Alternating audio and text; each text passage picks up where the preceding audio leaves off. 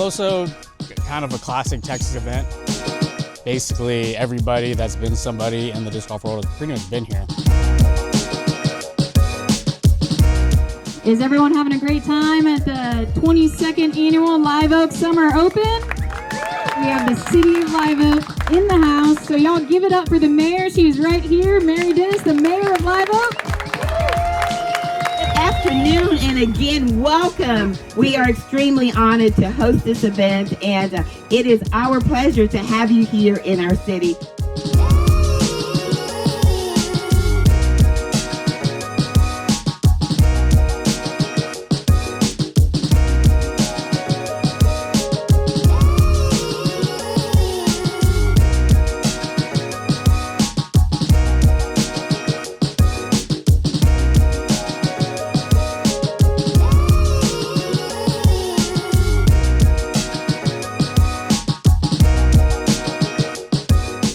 Hello and welcome to the 22nd Annual Live Oak Summer Open presented by the City of Live Oak. I'm AJ Cueve, joined by my partner Darren Young, and I really quick want to thank our broadcast sponsors, Hole 13, Kraken Chains, and Armory Disc Golf, but you'll learn more about them later. What's going on, man? Man, excited to cover this event. What a great property we're at. Today we're going to be covering the third round on the Hillside Disc Golf course.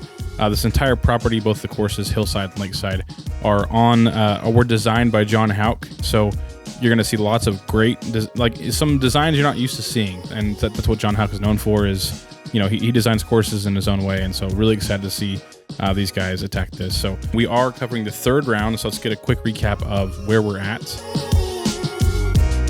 So through one round, Paul Oman taking the lead at -10, Charlie at -9, and the rest of the field pretty close, but a couple strokes difference. And then where we're at currently through two rounds, Paul Oman still in the lead with -7, Charlie right behind him as well, but Matthew Barajas with a fire -11 to get onto the lead card. So with that said, let's take a quick look at our card for today, starting off with Paul Oman out of Indiana. He's traveling through the area on his way to Tim Selinsky Masters in New Mexico. Said he really enjoys the property, and he's played well so far, so let's see if we can take it down. Moving on to Charlie Moore. We just saw him on our last event in Texas State. He was competing for the win, and I think he's really hungry for an A-tier win, so we're going to keep a close eye on his ability to take one down as well. And of course, like I mentioned, Matthew Barajas. He's out of Houston. He's been in this position before, and he just had a really great round on the Lakeside course. So we're going to see how he fares on the shorter Hillside course. And then finally, Henry Bente. He's also out of Houston area, Montgomery actually. And I talked to him before the round as well, and I think that he is absolutely ready to get an A-tier win. He's been in this position before. I think that he's ready to take one down. Let's go ahead and jump right into hole number 1. It is a par 4. It starts off with a little gap you just saw through the trees there. Most guys are going to take shots either straight through that gap or out over the left side. This tree right here is kind of the defining tree. You'll see guys throw hyzers over the right. Not very often you're going to go left of it through that middle gap.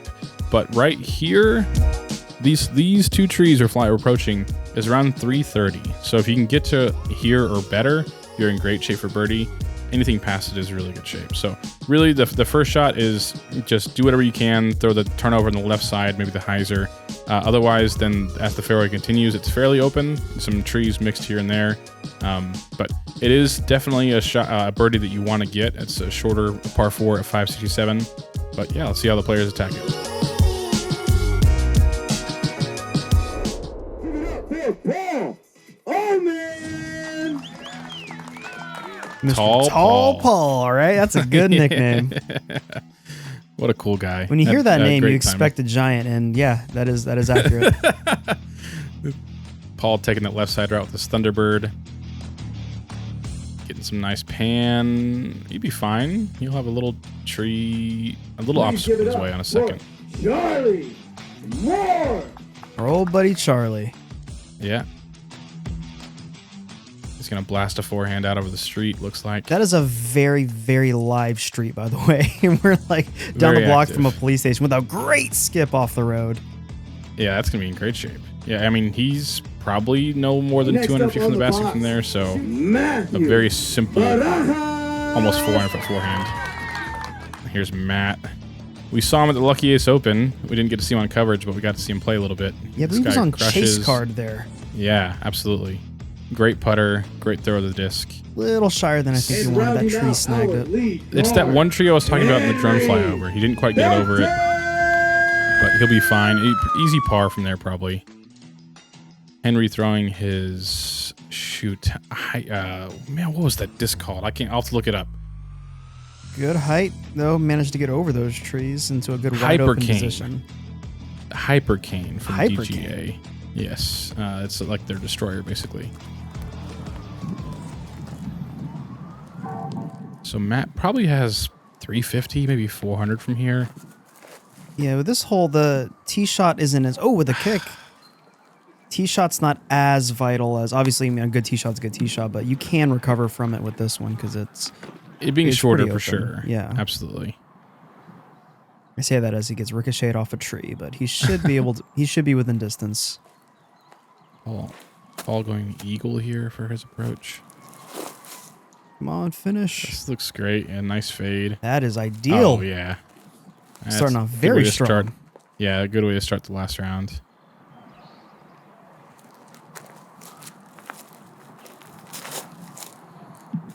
Yeah, I was surprised when we were going through Henry's bag, like probably 80% DGA stuff. Yeah, and he's not sponsored by DGA, but just likes their plastic, I guess. Yeah, it's like DGA and Mint was most of his stuff, so I appreciate, something a little different. Charlie's way up here. With that signature forehand. Look at that. Yeah, just an easy zone. He'll have a tap in as well for his birdie. This is a long run, but I believe in him. There's not a lot of risk behind it.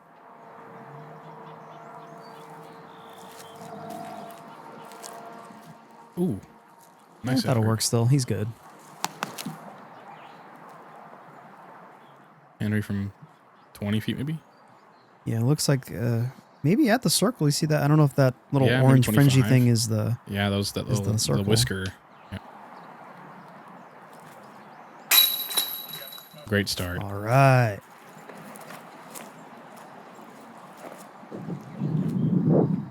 Yeah, this course mixes it up quite a bit, so you're going to see a lot of these golfers tested in their different abilities, whether it be long bombs or controlled shots. Absolutely. That's one thing that I think is so neat about this course. For being a championship level course, the variety of distance. You've got like some holes that are pushing 1,000 feet, and then you've got multiple holes that are like 220, 215, like even shorter than that. I think there's one hole that's like 180-ish. Yeah, just like straight shots.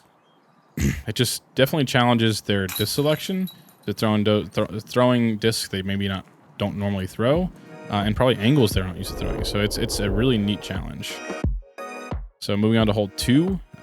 This is the gap you're throwing through. You might see some guys go over the top. For the most part, you're seeing guys right through this defining gap. And then the challenge of this hole, I mean, it's the namesake of the course. I guess the name of the course is the hillside, right? So lots of greens are on hills. This is one of those. And so the name of the game here is just controlling the speed into the green. What's really tough about this course too is all the rocks. You see these rocks all over the ground. So you could get some really random ground play. Like even if you throw a good shot, you could hit some rocks and who knows what's going to happen. But again, it's all about controlling the speed, landing soft, and just trying to stick close. I think this is a rock from Paul. Good angle. That looks like it's tracking well. Oh, a bit shorter than I think. Yeah, just that last tree. He'll have like 50 feet probably for his bird. Charlie going with a zone. forehand. Yeah, he loves that forehand zone shot. Absolutely. Bit risky though. We see on the left side there, that is a giant, I don't know what the right word is, like group of cactus. It is just a giant little mini forest of cactus that very photo-esque, very photogenic, but you don't want your disc landing there. Also, we were told before the round that that's like rattlesnake heaven. So, yeah, a little spooked. I believe this is a breaker. It's looking good too. Does it have the forward movement? Oh, nice. Yeah. He got the good skip. He'll be up there 10 feet. And he'll have a 2-for-2 start. This is a bullet from Matthew, I believe. Oh no, bit low. Yeah, I don't think he ever got it high enough. Yeah, he's got caught up in that rattlesnake jail. He's just outside of it, thank God. He is very dangerous. I don't know, actually. I mean, I assume that's going to be a hazard. They would give him relief, but yeah, that's not OB, so... That is actually a good thing you mentioned, too. This course doesn't really have a lot of OB, which is kind of neat. There's some random roads or sidewalks here and there, but for the most part, it's just, like, play where it lies, and, you know, if you're in the junk, then, you know, do your thing. So I appreciate that in the course. Here's Paul from, like I said, like 50 feet. I think tailwind looks like, and just really pushed it down, never got it high enough. Charlie, 35-ish.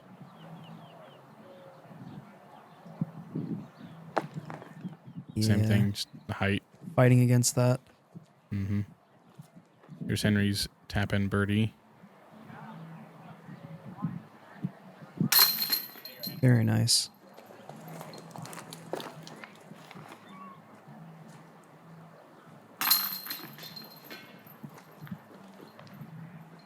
That'll work. You can see, I mean, in theory, this is a simple hole. It's a downhill. It's blind, but can you put the disc generally straight? And you're going to see the tempo of this course is interesting. That's going to pop up a few times.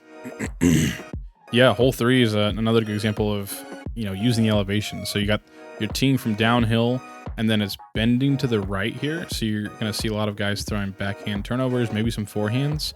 But again, the same thing. It's just the challenge of the height. You're teeing off downhill, going up, and then trying to control the speed into the green. So most guys going to be throwing mid-range here, maybe some putters, and then potentially some forehands. But I think backhand turnover is the preferred play here.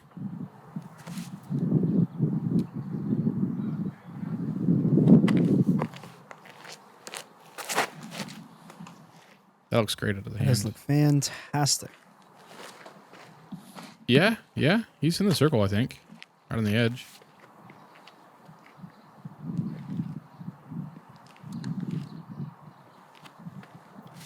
I believe this is another rock from Paul. Paul's a really old school player, so he's throwing all the rocks, the T-Birds, the Thunderbirds, Wraiths, like any classic end of a mold, he's going to be rocking. Doesn't need any highfalutin gyro discs and stuff. My man knows what works, and he makes them work too. Yeah, late tree hit, but he'll be on the edge of circle as well.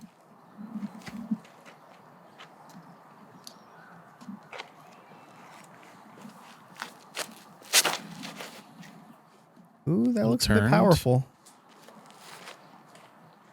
Yeah, it's crazy. It almost looked like it was more turned than Henry's, but like Charlie's power just pushes him, 30 or 45 deep.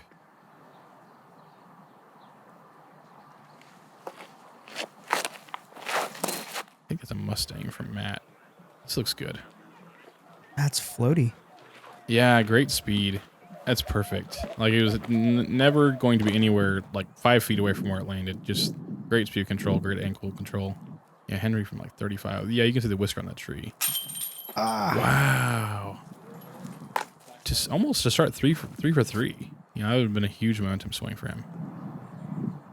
Yeah, you can hear the wind kicking up a bit. I mean, it's dry, thank goodness. It rained, I believe, Friday pretty hard, and so we're happy that the course is dry, but now the wind is still kicking up. Absolutely. Oh, just stay still, low. stop rolling. Seems like Charlie often has these edge of circle putts, and I even talked to him before the round while we see Matt putt from 20. Great putt. Before the round, Great I talked birdie. to him, and I kind of felt that he implied it's like, when I'm putting well, I feel like I'm hard to beat. And I would agree with him, and it's just when you have all these 30 footers, like it's just hard to stay focused, and you're not gonna make them all right. And so keep an eye on that as the round progresses. We can see if like he has more of those opportunities and is able to cash them or not, because I think that's going to be an important determining factor as the round progresses. But so just one birdie from Matt, otherwise pars from the rest of the group. So no harm done. Let's take a quick look at the leaderboard. So Henry with the best round, at least visually, 2 under through 3, pretty solid. Otherwise, we're pretty much in the same spot we were. Paul with a 1-stroke lead over Charlie, and then Charlie 1 stroke over most of the rest of the guys. So nothing changing too much to this point. We'll see how it progresses as the round continues. Yeah, shout out to Guthrie Timpanaro there too. I saw him. Yeah, 2 under through 3. Way to Nice go, start from horse. him. Hole 4 is another par 4. There is a mandatory on this hole, also OB on the right. So this tree on the left right now is the mandatory tree. Got to stay right of it, otherwise advance to the drop zone. And then there's OB lining this right and left. So really it's a simple shot, like it's just a low ceiling driven fairway driver, distance driver shot. Down to the bottom of the hill is around 375 or so. So anything to there is in great shape, and then you'll have an easy 200-foot shot to the basket. But it really is about the drive. If you can get a good drive, get off the gap, straight-ish, then you'll have a reasonable chance at birdie. Out of bounds, not really much into consideration for most players. But yeah, the green's wide open. Just got to get past these last trees, and you're in good shape.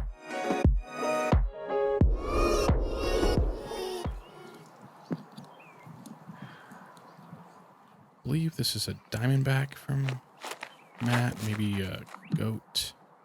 That looks good. Maybe a little more flip. Oh, he just walks it off. He knows it's great. Didn't quite push as far maybe as he wanted, but he's getting middle of fairway with Still a great shot, yeah. Absolutely. No, that looks great. That looks really good. Just like Henry's balance in that shot. Like really low, really driven, stayed on it, and yeah, you'll have a good opportunity birdie as well.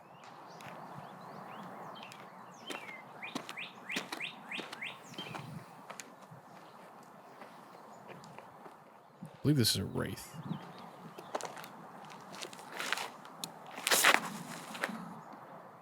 Little It goes turn, a bit maybe? wider, and it looks like a tree got a little piece of it.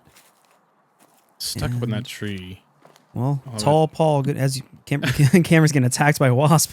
Tall Paul's behind the tree, so hopefully his long limbs will help him get out of there. Sure. I believe this is a Firebird. Ooh, bit high. Yeah.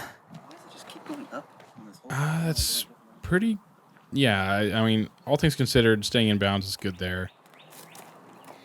Let's see if we can. I mean, there's some people, around here that can get to the green from here, and Charlie's one of them. Yeah, the ending before the Mando was ideal for him because he's got that bombing forehand. Absolutely.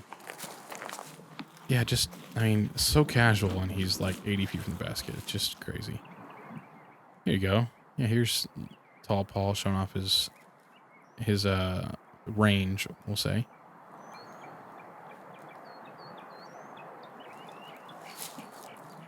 Yeah, that tree cut off his follow through, so he wasn't able. More like a flick. Yeah, than a real it's throw. a little wrist action. Yeah, This is a good Great. position to be in. absolutely. That tree on the right really comes into play on this approach. So just trying to stay under it, stay inside of it. That looks really good. Looks like he's outside the circle there, though. Yeah, a little short, but on the right angle. Henry, similar position, a little further up though.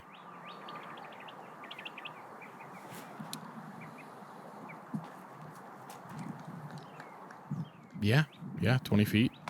Another chance of birdie. It's a good angle. That could dunk. That could have gone in. Good on him. Easy par there.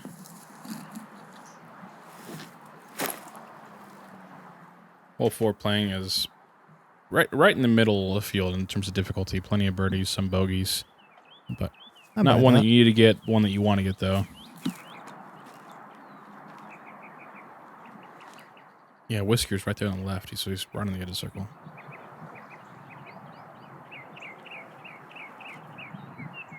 Oh, that looks so good and smooth.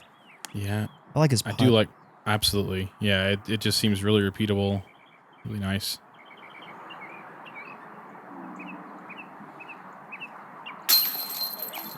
And Henry, 3 for 4. His putt's like a stab. Like he's stabbing the disc into the Absolutely. basket. So interesting seeing the different styles. Yeah, and that putt on 3 that, hit a lot of chains and he pushed out to the left side. If not for that, then he'd be tied for the lead right now. So Henry with a great start regardless.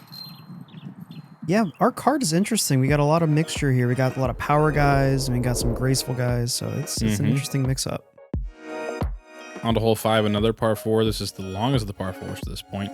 Off the tee box, you just got this really tight gap, low ceiling. Oftentimes, you're going to see guys throw forehands just to get under the ceiling, get some skip. Here past the short tee box is around 250 to 270 from the tee, so you're going to go on to get much past this.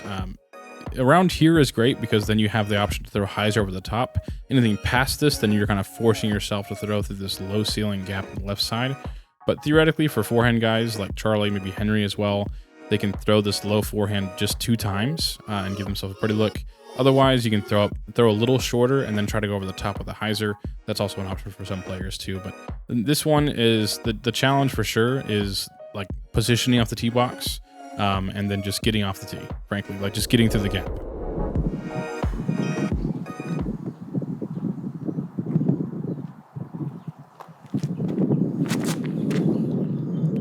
Loses another hypercane.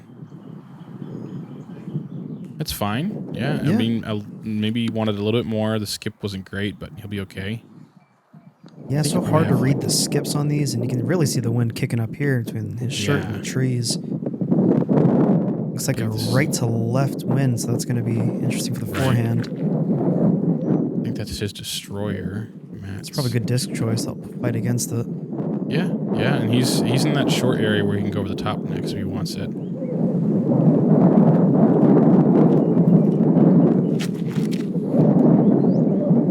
Nice forehand from Paul. I know he's not really known so easily.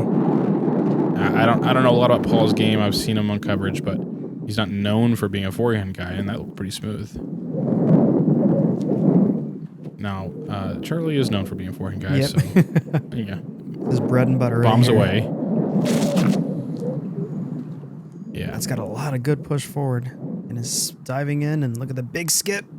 Yeah. Tree cut off a bit, but unfortunate positioning because that was blasted. He's probably got 250 to the green, maybe maybe a little bit more, but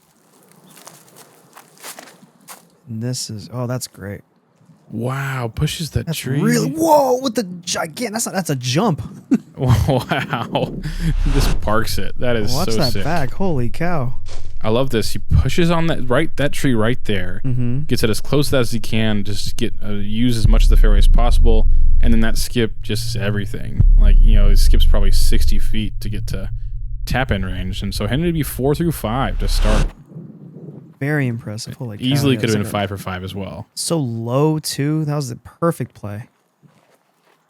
So Matt's gonna go with this over the top shot I was talking about. That'll work too. That's good. But Digging I think real this deep is into the dirt. a good representation of like a John Houck design course. Like, I'm certain that this exact part, what they're doing right now was part of the design. Is like, if you want to go over the top, then you got to throw it shorter. If you want to go, you can get more distance, then now you're forced to go under the trees. And I love that about this design. Like, it gives you options, and it makes you actually make decisions. Paul also going over the top and puts it to like 15. Great shot. Charlie. And this is exactly it, right? Like, Charlie threw that longer shot. Unfortunate lie, but now he's forced to throw under. And another huge skip. Bit farther out, looks like right outside the circle, but I mean, if he can drill this. Considering the lie, it's a pretty good result.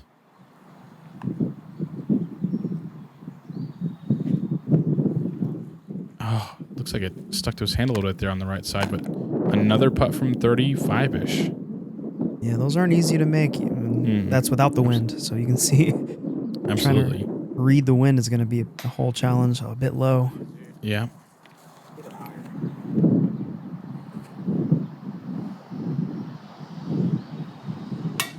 And a bit high. Oh, man. Yeah, that's tough. The wind read to the last guys. You're trying to figure out what the wind's going to do to your disc, and I think he put it high from the tailwind and just didn't push it down. And the second you think you read it, wind will change on you, and then it pushes you high or low, but he'll still be able to finish it with a par, so he's still fighting. It's still very, very close. Holy cow, I was looking at the scores now. Absolutely, and Henry's tapping for birdie, so he'll be up tied for the lead with Paul. Again, 4 through 5 for Henry. A great start.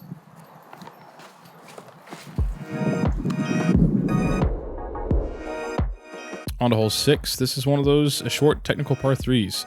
You got that tree on the right as we flew from the beginning. And you got 2 options. With drones flying left, you can also go right with the backhand.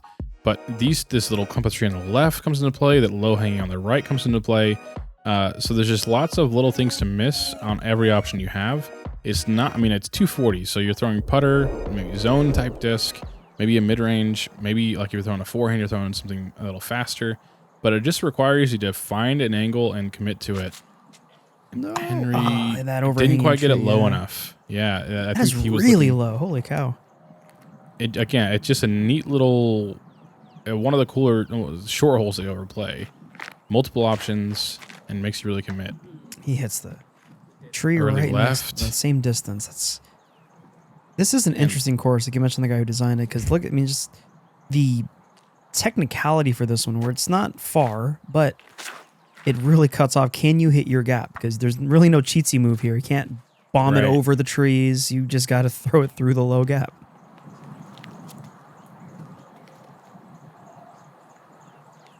Charlie gonna show this forehand line.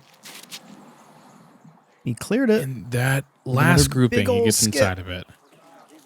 He's in gonna putting be in range. that, but he's at similar distance again, right? Like 30 feet maybe. We'll see if he can connect on this one. Oh, it's good. I don't think it turned quite as much as he was wanting, or not enough angle on it, but that's going to work Yeah, for him. he's fine. 10, 15 feet. That looks great. Oh, a bit That'll be further than I fine thought. yeah, should be okay for his par. Paul from maybe 90 feet.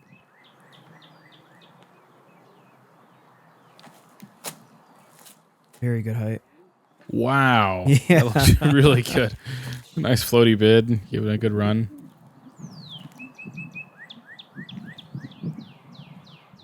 Knock it down. Yeah. There it is. That was a little high right, but it stuck. Super deserved birdie. He earned that one. Absolutely. Yeah. Cleared the gap and drilled his putt. Good on him. Definitely shocked to see only one birdie from our card in this hole. Oh, Henry. A little left. I mean, hit a decent number of chains, but I mean, I'd say he missed the putt. Although I mean, it could have stuck though. But that's rough. That's the kind of hurts your feelings. So now Henry's gonna go from 4 through 5 to 3 through 6, like a really hot start to, like a pretty average start, which is rough. Yeah, now's the head game part where you don't let it rattle you too much. Absolutely. So let's take a quick look at the leaderboard. Actually, Bonner Butler having a good round, 4 under through the first 6. We could have seen Henry with 4 under through 6 or 5 under through 6 as well, but it's just 3 under through now. But more importantly, Charlie and Paul are tied at the top at this moment. So 18 under through 6 holes, and then plenty of guys still within 3 or 4 strokes. So plenty of opportunity for the rest of the field to come into play as well. And we're moving on to a couple, plenty of birdieable holes on their way as well. So starting off with hole number 7. Hole 7 is a similar length to the last hole. This early gap, little V tree gap. That's really the only relevant trees on this hole. I guess this low ceiling approaching can come into play as well. But the big thing is it's an island green. So you see the flags all around. You got to land in the island, if not advance to the drop zone, which is around like a 40-foot putt. So it's just simple. Just throw a stock straight shot and you'll be in bounds and have a birdie putt. Probably going to the zone again. That's simple. Look at that. That's what you train for. Easy peasy. That's what you want. When the course gives you a birdie, you go take it. Yes. That'll Easy work from Matt. too. Beautiful. I love the different styles here. He used, I believe that was it looked like a bullet, I believe. I think it was, yeah. Just straight and glidey. Oh no. Come on. Just needs to finish slow back. down. Okay. He's on the island, probably right on the edge of the circle. I think Henry's also going to zone here.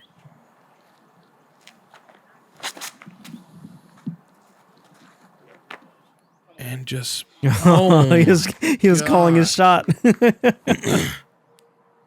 being in catch cam, that was probably a foot short of hitting chains. Oh, that's so crazy. Oh And my God, Paul! with a bomb from 35-ish. Definitely a longer putt than he wants in this kind of basket, but, you know, can you convert when you got him. Yeah. Henry making that, so we're likely going to see 4 birdies on one of the easier holes in the course. Surprisingly, not the easiest hole. Actually played as like the 5th easiest hole, and I assume that just comes down to some guys missing the island, taking bogeys, but 34 birdies on the field for this hole, so 34 out of 50, so large majority. Moving on to hole number 8. This early gap is the only thing you have to worry about. If you get past that, then it's, you know, it's smooth sailing from there. 333 feet, so this is stock distance for these guys. A lot of them throwing probably maybe fairway drivers, like 9-speed overstable type discs, maybe some mid-ranges as well to control speed coming to the green. But really, again, just make it through the gap, throw something overstable, and then just get your birdie. Pretty simple. Yeah, look at all these rocks, too. That's something to definitely consider. That is a gravel yard all the way up into the green and on the green. Absolutely. Looks great. That looks real good. Does it have the... Oh, my God. Well, yes, it does have the pulley. And the rock stopped it for you. There you go. My man's an earthbender over here. Yeah. That is a mid-range from Charlie and just never leaves the angle. I mean, just perfect out of his hand. One nice little slow skip and easy birdie. Wow. Yeah, that is just always impressive to see. Absolutely. I believe this is one of Matt's alphas. That looks good as well. That's looking really good, too. Let's see if it doesn't give too much of a skip. Nope. Yeah, that's good. That's great. Yeah. Another great shot.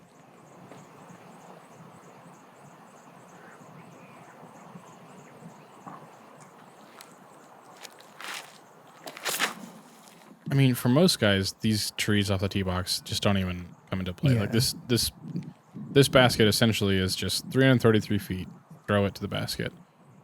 So, of the holes in this on this course, this one's probably the least interesting hole. But I mean, it's just one that, again, it's right in front of you. Go get it, and then move on to the next one. Henry doing exactly that. Yeah. Yeah, dunking range. Henry's taking the more high approach as compared to Charlie, and you know that's nice as it comes into the green. You know, it's already slowing down, hits, and yeah, 5 feet away from the basket. Perfect.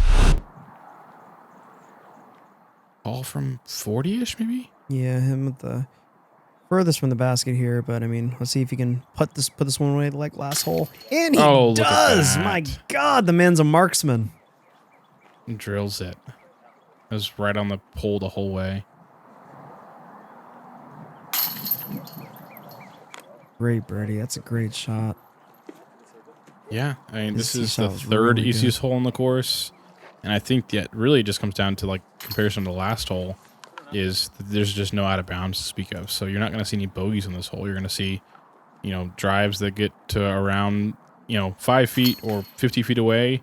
Maybe sometimes you're going to see people 3-putt to get bogeys, but there's really nothing stopping you from getting a birdie on that hole, and that's one of the reasons the third easiest hole in the course. Moving on to hole number 9, which is right in the middle of difficulty, and it just whatever you can get to move left to right. You've got trees left side and right side as you approach, and you just want to bend a little bit to the right side. So it could be like a forehand with, you know, maybe a mid-range, maybe a 9-speed type disc, or it's a backhand with like a putter or mid-range and just kind of slowly drift to the right. But the thing about this one's interesting is that even when we're close, like in the circle, there's all those little trees. So you could throw some shots and have some really tricky putts as you get into the green. So Charlie's throwing Firebird here.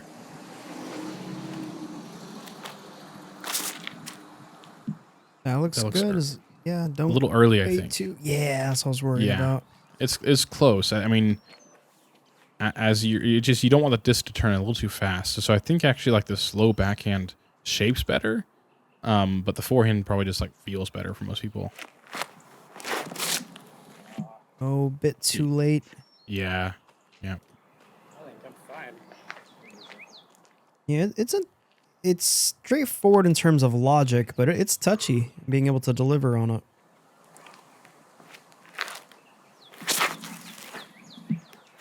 A little early. It didn't quite. I'm not sure if he was trying to like throw a really late flipping hyzer. It seemed like that was the idea. But either way, early release, and he'll be just settling for par here. And you're going with the forehand, That's and that wide looks enough. really good. Oh, in the tree. Wonderful stop. Great stop. And Henry had that little bogey earlier, but otherwise he's had 8 birdie attempts through 9 holes. So throwing the disc great on the first 9. I'm going to lose my mind if he dunks this. That looks really freaking good. It was a though. genuine run too. And Yeah, still, it was. I love Paul's touch from that distance too. Like he's had a lot of runs from there, and it just the fact that he's able to give it a real run and then still leave himself like a 8-footer or less is like really impressive. Mm-hmm.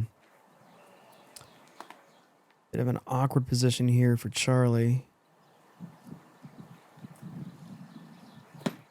Very Still nice. give it a good run. Yeah.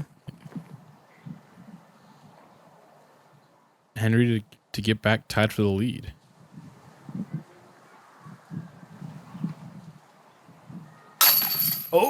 Oh my goodness. You Nearly know, had another one. Yeah, he Yeah, knows well- he got away with one. watch this.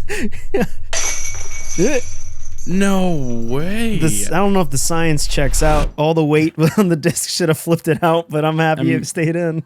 I would say between that one and then the one from earlier, he has one full made putt. The universe is back at 0. Yeah, We're like- even. They were both halfway made, and so we'll give him a full make. There you go. So let's take a quick look at our leaderboard through 9. So Henry, 6 under, great start. Could have been even better, but we got 3 guys tied at the top: Henry, Charlie, and Paul, and Matt not too far behind as well. Otherwise, Logan Plake having a great front 9 as well at 5 under. We saw him at Texas State, so good to see him playing well going into this final 9, and yeah, excited to see how the rest of the round goes. For sure. So stay tuned to check out the back 9 of the final round of the 22nd annual Live Oak Summer Open, presented by the City of Live Oak. And again, I want to thank our broadcast sponsors, Hole 13, Kraken Chains, and Armory Disc Golf. But you guys will learn more about them in the back 9. And if you guys want to support Player 4 Productions, please consider subscribing or following us on Instagram or Facebook. Whatever you can do for free that makes the numbers go big, helps us talk to cool tournament directors to go to more events like the Live Oak Summer Opens. I'll see you guys in the back 9.